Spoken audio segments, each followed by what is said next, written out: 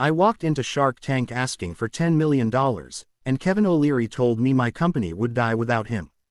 The lights inside the Shark Tank studio were brighter than I expected. I stood on the carpet with my heart pounding so loud I was sure the microphones could hear it. 5 sharks stared at me from their leather chairs. Mark Cuban leaned back with his arms crossed. Lori Greiner smiled politely. Robert Herjavec tapped his pen. Barbara Corcoran studied my face like she was reading my thoughts. And then there was Kevin O'Leary. Mr. Wonderful. He looked straight at me with that familiar half-smirk, the one that usually meant someone was about to get roasted alive. I took a breath. Hello sharks, I said, forcing my voice to stay steady.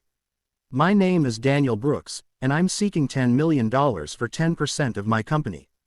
The room went silent. 10 million. I could almost feel the number floating in the air between us. Kevin raised his eyebrows. $10 million. He repeated slowly. So you're telling us your company is worth $100 million? Yes, Kevin, I replied. That's exactly what I'm saying. Mark Cuban leaned forward. Okay, before we laugh you out of here, tell us what the hell this company does. I clicked the remote, and the screen behind me lit up. My company is called PulseCart, I began. We use artificial intelligence to predict what products customers will buy before they even search for them. Our system plugs into online stores and increases sales by up to 32% without spending extra on ads.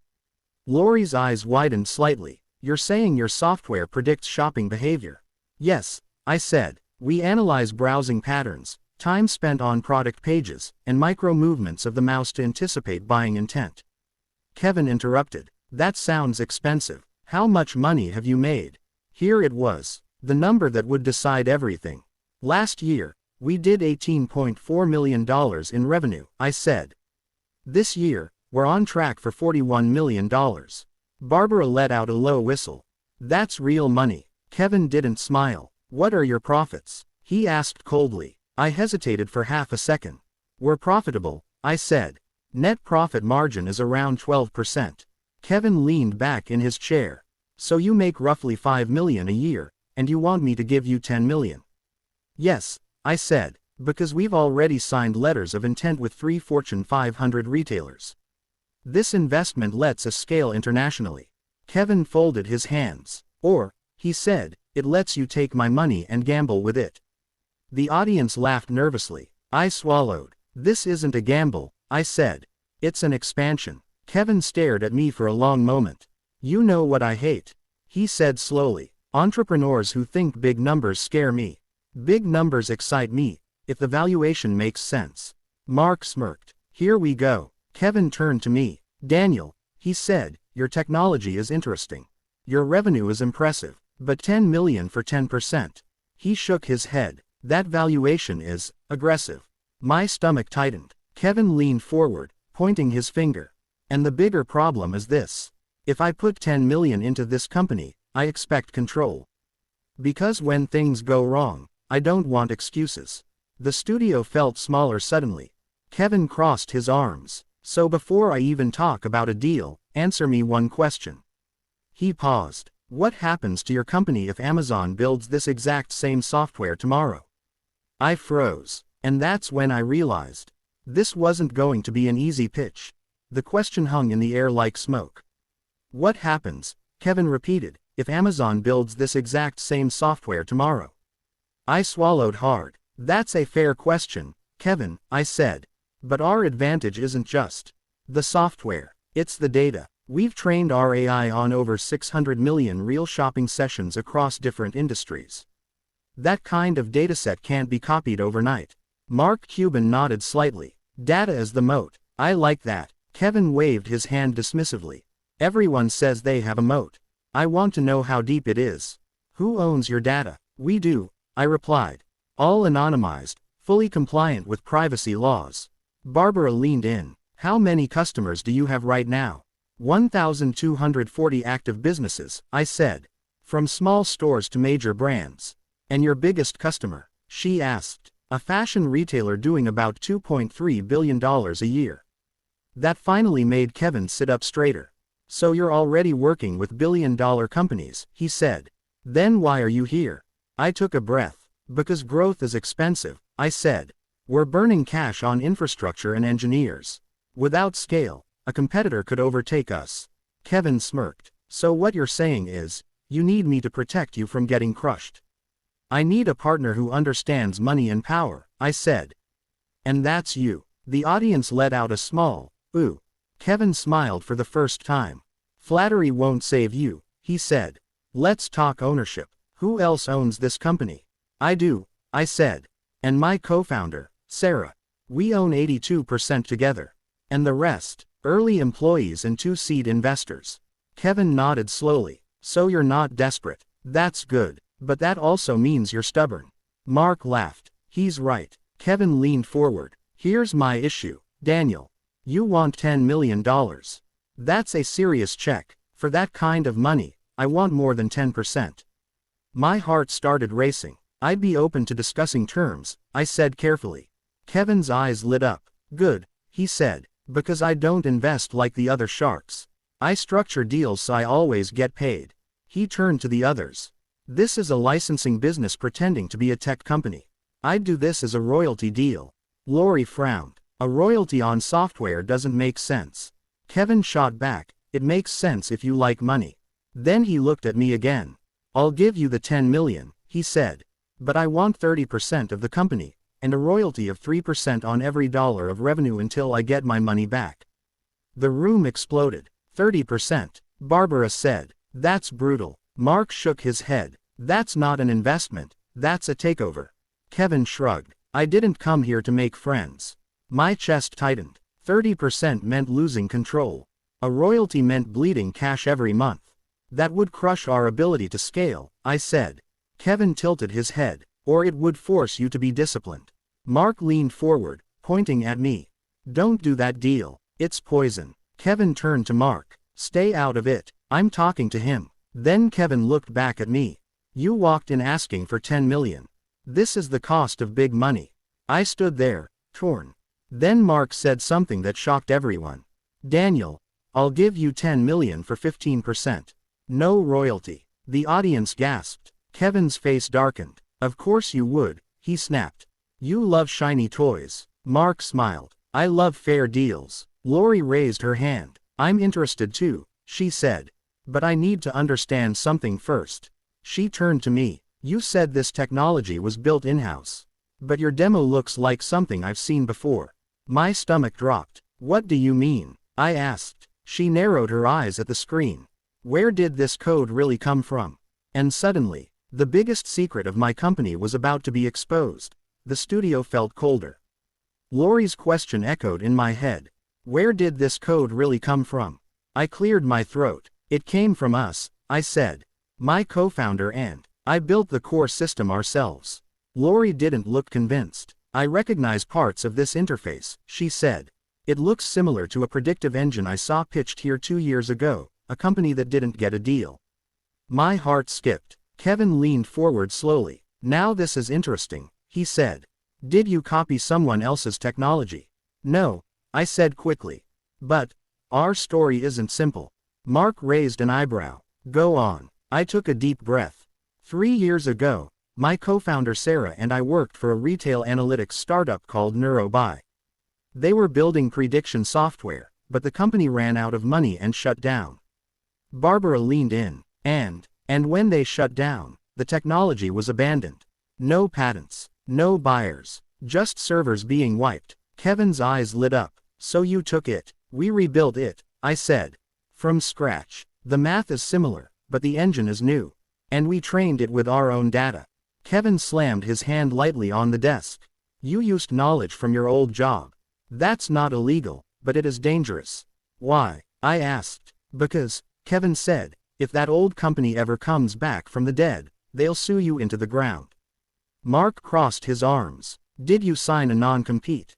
No, I said. The company dissolved. Contracts were void. Kevin shook his head. You're playing with fire. The room was tense. Lori looked at me with concern. So your moat is data, but your foundation is risky. Yes, I admitted. But without that experience, PulseCard wouldn't exist. Silence. Then Robert spoke for the first time in minutes. Let me ask something else, he said. Who controls your AI model?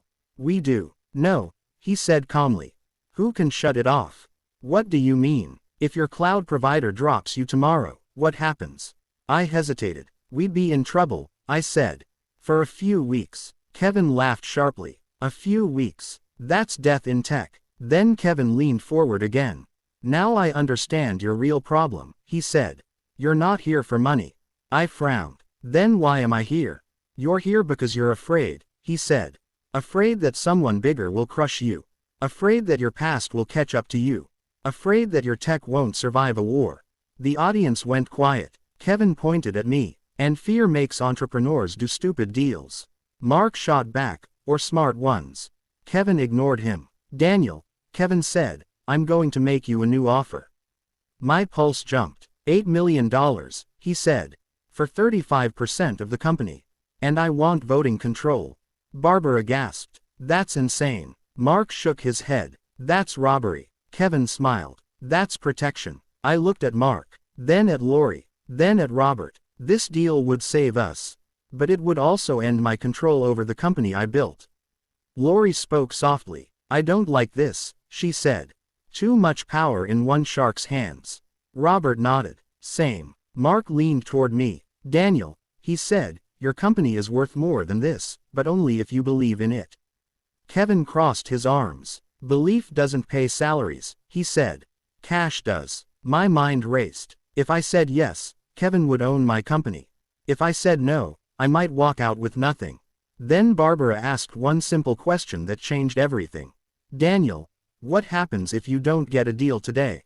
I swallowed. We have 3 months of runway. The sharks froze. Kevin smiled slowly. There it is, he said. You're out of time. You're out of time. Kevin's words hit me harder than any insult. 3 months of runway. That meant payroll. That meant servers. That meant survival. Mark shook his head. Kevin, you're exploiting the clock. Kevin shrugged. I'm reading the numbers. Barbara leaned forward. Daniel, why didn't you raise money before this? We tried, I said. But investors wanted proof of scale. That's why we focused on revenue instead of fundraising. And now you're paying for it, Kevin said. Mark turned to me. Listen carefully, he said. Your company is strong. Your margins are real. Your customers are real. Don't give it away because you're scared. Kevin snapped back. Easy for the billionaire to say. Lori raised her hand. I want to make an offer too, she said. Kevin rolled his eyes. Of course you do. Lori smiled politely. Daniel, I'll give you $10 million for 20%, she said. No royalty. No control clauses. But I want an advisory seat and veto power over any sale of the company. The audience gasped again. That's reasonable, Barbara said. Kevin scoffed. You're going to get eaten alive in tech. Robert joined in. I'll partner with Lori, he said. $5 million each. Same terms. Now my head was spinning. Lori plus Robert. $10 million for 20%, shared power. Kevin. $8 million for 35%, full control. Mark. $10 million for 15%, no royalty. 3 paths. 3 futures. Kevin leaned forward. Here's the reality, he said. Mark will help you with vision. Lori will help you with branding. Robert will help you with infrastructure. He pointed at himself. I will help you survive. Mark snapped. By owning him. Kevin smiled. By disciplining him. I looked at Kevin. You don't trust me, I said. I trust numbers, he replied. And your numbers say you're running out of time. Mark turned to me again. Daniel, you came in here asking for a partner, not a boss. Kevin cut in. Partners don't save sinking ships. Captains do. Then something unexpected happened. Barbara stood up slightly in her chair. I've been quiet, she said. Because I wanted to see who you really are. She looked at me. You didn't lie. You didn't dodge. You admitted risk. That matters. Kevin snorted. Feelings don't matter. Barbara ignored him. I'll join Mark, she said. $5 million each. For 18% total. Mark's eyes widened. That's aggressive, he said. I believe in this founder, Barbara replied. Now Kevin looked annoyed. So now it's a popularity contest, he said.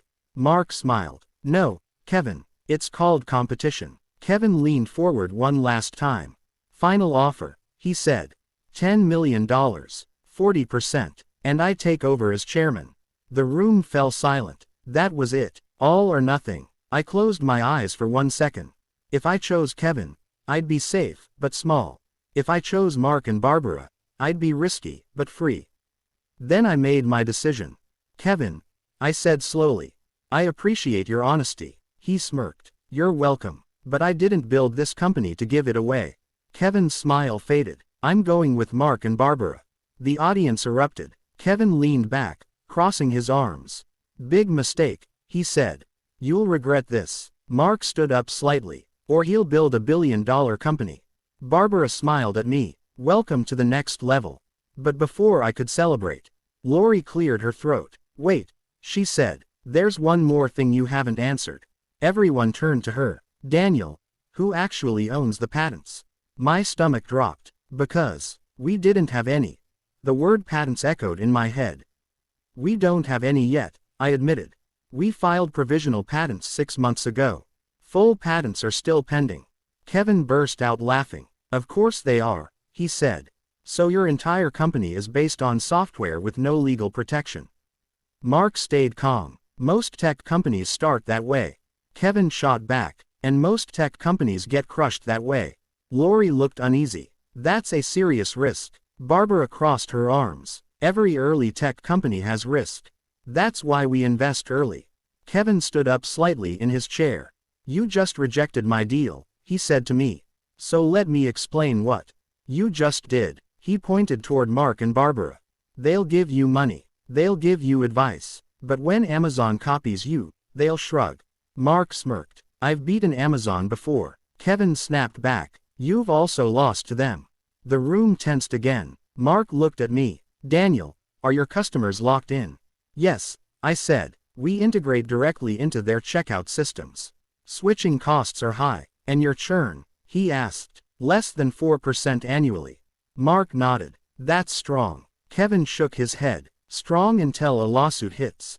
Then Kevin surprised everyone. But, he said slowly, I don't hate this business. All eyes turned to him. I hate the valuation, he continued. And I hate the lack of protection. But I respect the revenue. He turned to me again.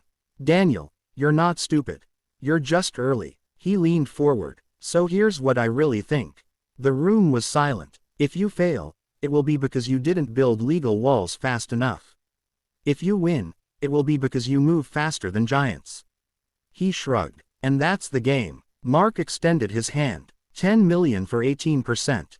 Barbara and I together. Barbara nodded. That's our final offer. I looked at them. Then I looked at Kevin. For the first time, Kevin wasn't smirking. He was serious. You don't need me, he said. But you will need lawyers. The audience laughed. I took a breath. Mark, Barbara, we have a deal. They stood up. We shook hands. Applause filled the studio. Kevin clapped slowly. Good luck, he said. You're going to need it. As I walked out of the tank, I felt something strange. Relief. And fear. At the same time. Because I knew Kevin was right about one thing. The real fight wasn't in the tank. It was in the market. And this $10 million investment was just the beginning.